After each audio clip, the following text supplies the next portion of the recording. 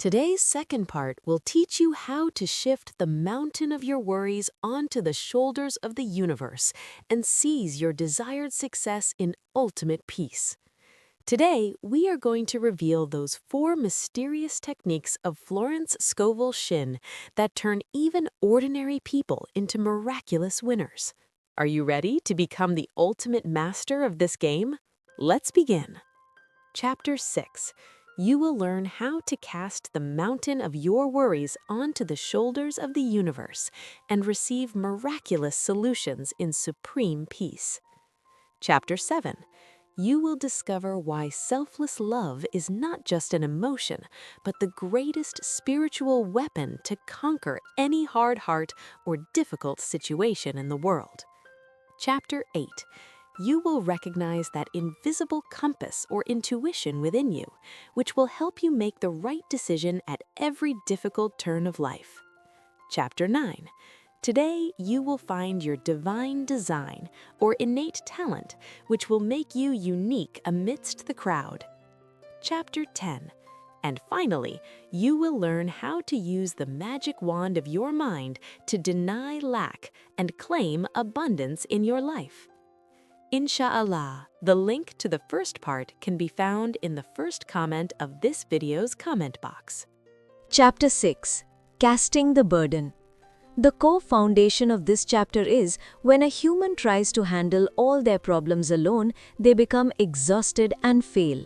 Florence Scovel Shinn claims that our subconscious mind is an ultra-powerful machine, but it only functions when we consciously hand over the burden of our problems to the universe or a higher power.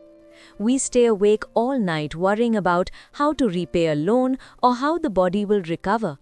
This worry itself is the burden that blocks our victory. The author says your job is simply to desire and then become peaceful by entrusting the responsibility of solving that problem to the universe. When you learn to mentally let go, only then do miraculous solutions knock on your door. Real stories and examples from the book. The miraculous relief of the debt-ridden woman. The author mentions a woman in the book who was unable to pay her mortgage or loan. For months, she couldn't sleep due to anxiety and cried constantly. The author told her, "You cannot move this mountain alone. Leave this burden in the hands of God and believe that He is solving it." That night, the woman prayed a special prayer saying, "I cast this burden of financial lack onto the universe and I am now at peace." Surprisingly, she slept peacefully that night for the first time in months. The next morning, she received a letter from a distant relative who, for no apparent reason, sent her exactly the amount of money needed to repay the loan as a gift. The knot untied the moment the burden was cast down. Returning from the operating table. A man was scheduled for a major operation and was cowering in the fear of death. The author taught him to hand over the responsibility of his body to nature. When he cast down the burden of his fear and believed that an invisible power was keeping him healthy, the doctors examined him at the last moment and found that he no longer needed the surgery at all. He was miraculously healed because he let go of fear instead of clinging to it. Metaphors and philosophy of the book. Heavy suitcases and the elevator. Imagine you need to go to the top floor of a high-rise building carrying 2 massive, heavy suitcases. If you try to drag them up the stairs, you will collapse halfway. But if you step into the elevator and set the suitcases down on the floor, the elevator will carry you and your weight upward by itself.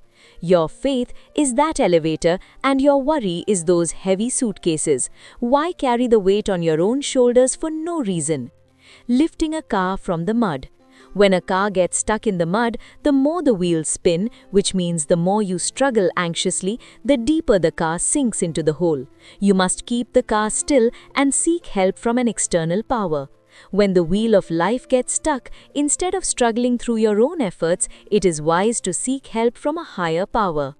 3 major lessons of this chapter. To be calm is to be victorious. When you stop worrying about a matter, you give the universe the opportunity to work. Mental surrender. This is not a defeat, rather it is a technique to utilize a greater power. The belief, "I cannot do it, you handle it," is what creates miracles. The importance of rest. Often, the greatest solutions come when you forget the problem and sleep in peace or focus on some other good work. Friends, today you learned why carrying all the burdens on your own shoulders is nothing but foolishness. Only when you learn to let go will you begin to receive. But is life only about money and solving problems? Can the sweetest emotion of our lives, love, change our destiny? See you in the 7th part, where Florence Scovel Shinn will reveal the divine power of love, which will teach you how to conquer any hard heart or difficult situation in the world. With selfless love. Chapter 7. Love. The core foundation of this chapter is selfless love is the greatest attractive force in the universe. Florence Scovel Shinn claims that no human on earth can be truly happy or successful if their heart is filled with hatred or bitterness. Love is not just an emotion, it is a spiritual weapon. When you love someone from your heart or wish for their well-being, you are actually building a wall of positive energy around yourself. The author says, true love seeks no reward, it is about setting things free. If you try to hold on to someone for your own selfish interests, you will lose them. But if you distribute love selflessly, the whole world will extend its hand of love toward you. Hatred creates disease in the body and lack in the mind, whereas love brings miraculous abundance into your life. Real stories and examples from the book. The transformation of the envious woman. The author tells the story of an extremely beautiful woman who was very arrogant about her looks and looked down on others. She constantly criticized people and harbored hatred in her heart. Over time, a certain harshness and bitterness began to manifest on her face. People started avoiding her, and her life became lonely. Later, when she realized that hatred was making her ugly, she began to show love and compassion toward everyone. She started wishing for everyone's well-being. Surprisingly, within a few months, her harsh features became bright and vibrant again. Love rejuvenates not only the mind but also the cells of the body. The secret to winning back a lover. A young man came to the author complaining that his girlfriend had left him and he was in great pain. The author told him, "You are trying to hold her by force. This is not love, it is a sense of possession. Set her free and say in your heart, wherever she is, may she be happy." When the young man gave up his selfish desire and sincerely wished for the girl's happiness, she miraculously returned to him on her own a few weeks later. When you set someone free, only then do they return to you through a true connection. Metaphors and philosophy of the book. The sun and the ice. Hatred or anger is like hard ice that keeps all the possibilities of your life frozen. Love is the intense heat of the sun. Just as ice naturally melts into water when the sun rises, all the hard obstacles of life and the hard hearts of people naturally soften through the power of love. The magnet and the iron. If your heart is full of love, you act like a powerful magnet. Whatever you want, be it money, good relationships, or opportunities, everything will be drawn to you on its own. But if there is hatred in your heart, that magnet works in reverse and pushes good things away. 3 major lessons of this chapter. Loving the enemy is the greatest victory. Send love in your heart even to those who harm you. This neutralizes their negative energy and keeps you safe. Being selfless. Love is not just about taking but about giving. Whatever you give, the world will return to you 1,000-fold. Removing inner bitterness. Holding even a small grudge against someone is equivalent to drinking poison. If you want to be successful, first clear your mind of hatred. Friends, today you learned why love is not just a poet's imagination, but the most powerful technique for winning the game of life. When you learn to love, the entire universe will be employed in your service. But we are often in a dilemma: which decision is right and which is wrong? What does that faint voice deep within our minds want to tell us? See you in the 8th part, where Florence Scovel Shinn will reveal intuition or guidance, which will teach you how to use your inner compass to make the right decision at every step of your life. Chapter 8. Intuition or Guidance. The core foundation of this chapter is, a magical guide lives within you. Florence Scovel Shinn claims that human logic or reasoning can often be wrong, but one's intuition never makes a mistake. Our subconscious mind is connected to the infinite intelligence of the universe. When we cannot reach a difficult decision, that faint inner voice or sixth sense shows us the right path. However, the problem is that we are so busy with external noise that we cannot hear that inner call. The author says that through prayer, we talk to God, and through intuition, God talks to us. When you reduce your reliance on your own logic and learn to trust the signals coming from the depths of your mind, every step of your life will be perfect and successful.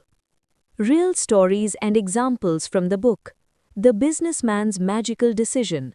The author describes a real-life incident of a businessman who was about to sign a major contract. All logic and paperwork suggested that this business would be very profitable. But just before signing, a thought kept coming from within him. Don't sign now, step back. Logic said yes, but the mind said no. He honored his intuition and cancelled the deal. Only a few weeks later, it was revealed that the company had gone bankrupt and everyone who invested money there was ruined. That businessman's intuition saved him from a massive disaster. The small signal of buying shoes. The author gives an example of a woman who was looking for a new dress to attend a special event. Suddenly, she felt she should go to a specific shop. Logic said that the shop was far away and might not have anything she liked, but she listened to her heart's call. As soon as she entered the shop, she found exactly what she had imagined in her mind. The author says the universe is always whispering in our ears, you just have to tune into that frequency. Metaphors and philosophy of the book. The ship and the compass. When there is thick fog in the vast ocean, a ship cannot see the way with its logic or eyes. At that time, its only reliance is its internal compass. If your life becomes foggy or complicated, your compass is your intuition. It will always lead you toward the right shore. The telephone line. Your mind is a telephone line. If you spend all your time talking about complaints or worries, you won't get the chance to hear the guidance coming from the other end. Sometimes it is necessary to remain silent so that the universe can let you know its plan. 3 major lessons of this chapter. The first impression is correct. When making a decision on any matter, the first thought that comes to mind is usually intuition. Do not ruin it by overanalyzing with logic. The habit of being still. Sit alone and quietly for at least 10 to 15 minutes every day. Signals from the universe can only be clearly understood in a noise-free mind. Acting on the signal. When intuition tells you to do something, do it without being afraid. Only by showing courage do the paths open up. Friends, today you learned why listening to your inner voice is more important than logic. When you follow your intuition, the phrase wrong decision will be erased from your life forever. But are we merely puppets in the hands of fate? Do we have a special purpose on this earth? See you in the 9th part, where Florence Scovel Shinn will reveal perfect self-expression, which will teach you why you have come to this earth and how you can conquer the world with your unique talent. Chapter 9. Perfect Self-Expression. The core philosophy of this chapter is, there is a specific divine design for every human being in the universe. Florence Scovel Shinn claims that you did not come to this earth just to survive. There is a unique talent or quality within you that no one else possesses. When you find your true purpose or path of self-expression, lack, disease, and suffering are erased from your life forever. Most people are unhappy because they imitate others and do work that does not align with their souls. But when you work according to your own divine design, you will not get tired. Instead, you will receive an endless supply of energy. The author says that no one can take away the place destined for you because it was created only for you. Real stories and examples from the book. The clerk who became an artist. The author describes a real-life incident of an ordinary clerk who did monotonous work in an office day after day and felt very insignificant. But in the corner of his mind, he had a dream. He wanted to be a great artist. He thought this was not possible in reality or logic. The author told him to say a special prayer. Universe, reveal to me the perfect plan you have for me. The man started giving importance to his inner talent and began painting in his spare time. Surprisingly, one day one of his paintings caught the eye of a major gallery owner and he manifested himself as a successful artist overnight. When he started his true work, divine design, success caught up to him on its own. The story of a woman finding her house. A woman was searching for her dream house but couldn't find it anywhere. Wherever she went, she saw that the designs of the houses were not to her liking. The author told her, instead of looking at other people's house designs, ask the universe for that perfect house which has been created for you. With faith, the woman started saying, "The house that is destined for me is now coming to me." A few days later, she found a house whose design was exactly what she had imagined in her mind, and the price was also within her means. In other words, what is destined for you is already waiting for you without your knowledge. Metaphors and philosophy of the book. A statue inside every stone. Just as a sculptor can look at a block of stone and understand that a beautiful statue is hidden inside it, a superior or greatest entity is hidden inside your ordinary life. You only need to remove the stones of unnecessary fear and worry, only then will your true form or perfect self-expression occur. A massive mosaic painting. The world is like a massive mosaic painting or design. Every small piece of stone has a specific place there. If you do not sit in your correct place, the whole picture will remain incomplete. Therefore, your task is to find your own correct place. 3 major lessons of this chapter. Stop copying others. You were not born to be like someone else. When you become yourself, only then are you most powerful. Specific affirmation. Say every day, the perfect plan of my life is now being realized and I have found my correct place. Fearless action. If your mind pulls you toward any creative work, move forward with courage without worrying about logic. The universe shows the way to the brave. Friends, today you learned why you are unique in this world and how to awaken that dormant talent within you. When you find your true goal, success will run after you. But life does not always go the same way. Sometimes negative thoughts attack our minds. How can we deny that negativity and start life anew? See you in the 10th part, which is the most powerful chapter of this book, Denials and Affirmations, where Florence Scovel Shinn will teach you how to use the magic wand of your mind to reshape your entire world. Chapter 10. Denials and Affirmations. The core foundation of this chapter is, your mind is a garden, and your words are the gardener of that garden. Florence Scovel Shinn claims that whatever negative things happen in our lives are the results of our wrong beliefs. In this chapter, she provides 2 powerful weapons, denial and affirmation. Denial means not accepting the current lack or disease as the ultimate truth. When you say, "This lack has no spiritual existence, it is merely a result of my wrong thinking," you diminish the power of that problem. Affirmation, on the other hand, is sowing the seeds of something new and good in that void. When you say with full faith, "I am filled with abundance," your subconscious mind accepts that new truth and begins to change the real-world situation. This is not just talking, it is a divine tool for reshaping your entire world. Real stories and examples from the book. The liberation of the debt-ridden man. The author tells of a man burdened with debt whose creditors were constantly pressuring him. He was terrified. The author taught him to deny this current lack. He began to say every day, "There is no lack. God is my infinite supply." He stopped being afraid of his creditors and mentally believed that all his debts were paid. Surprisingly, within a few weeks, he landed a business deal that cleared all his life's debts at once. Only when he stopped giving space to lack in his mind did abundance find the opportunity to enter. Recovery from illness. A woman was suffering from long-term physical pain. She thought about her pain all the time. The author told her, "The more you talk about the pain, the stronger the pain becomes." Say, My body is made by God and no disease can survive there. The woman denied her illness and affirmed her health. When she shifted her mental focus, her body cells began to respond and she recovered quickly.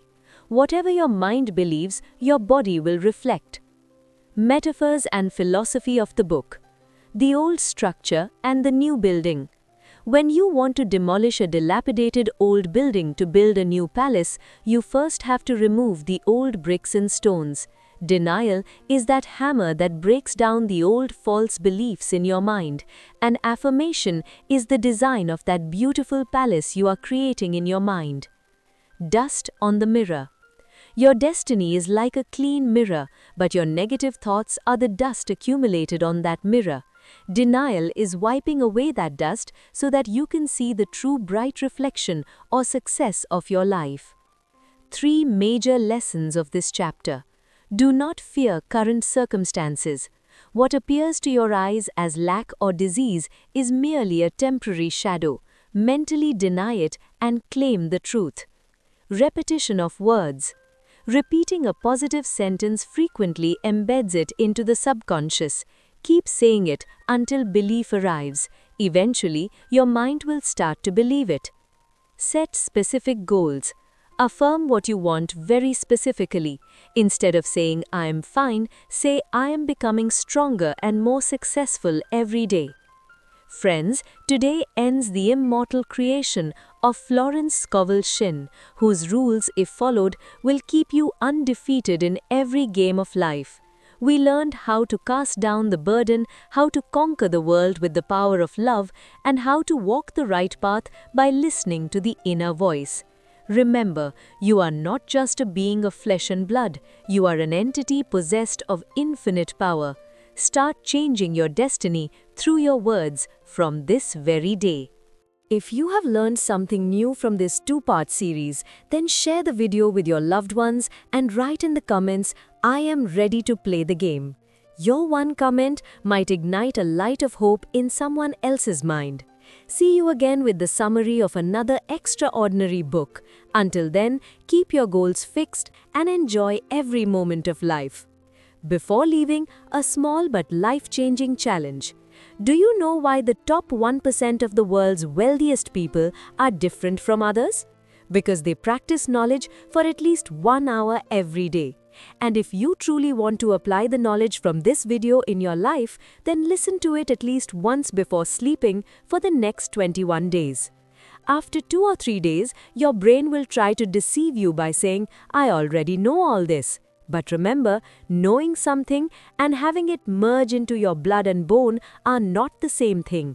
By listening once, you only receive information, but by listening for 21 days, that information becomes embedded in your subconscious mind. Then, even if you don't want to, your body will start to apply this knowledge in reality. So listen to books for at least 30 minutes every day, whether it is on our channel or anywhere else. Remember, today's knowledge is your destiny for tomorrow. Let us know in the comments how you liked the video. See you in the revelation of a new mystery.